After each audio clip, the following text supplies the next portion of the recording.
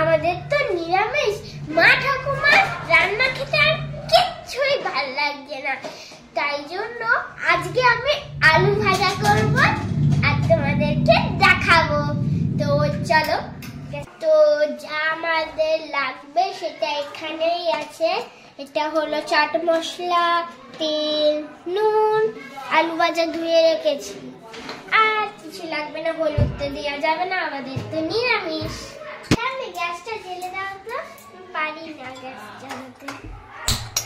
কড়াটা আগে গরম হোক, তারপরে আমি তেল ঢালবো, এটাকে ফোটাতে হবে, তারপরে আলু ভাজা, তারপরে নুন।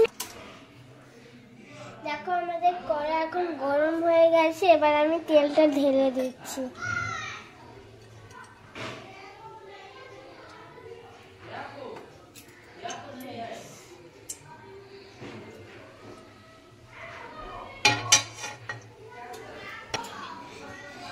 তেলটা একটু গরম হোক, তারপর আমরা এই ভেজা আলুটাকে দিয়ে দেবো।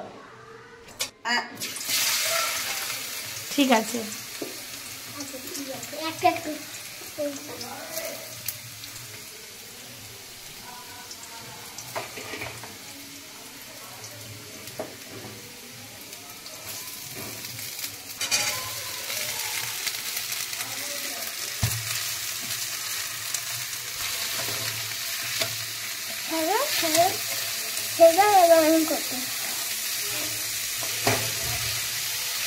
খুঁটিটা ধরে যায়। তো আমাদের ভাজা হয়ে গেছে, এখন আমি দেব হলো নুন।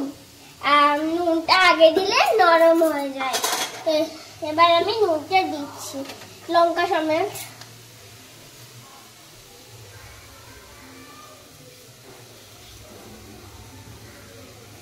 এবার এটাকে রেখে দিচ্ছি, এটাকে থামিয়ে মেজে দেবে।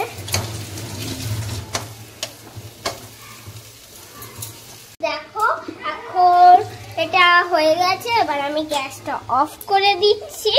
দেখো এটা অফ করে দিই, অফ করে দেওয়া হয়ে গেছে। এবার স্বাদটা বাড়ানোর জন্য একটা চাট মশলাটা দিতেই হয়, বলো। খুলে এখন দিয়ে দিই।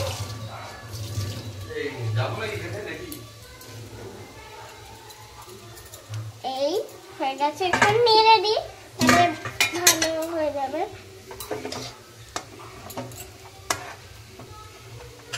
আজকে তো আমার সবচেয়ে ভালো খাবার হবে।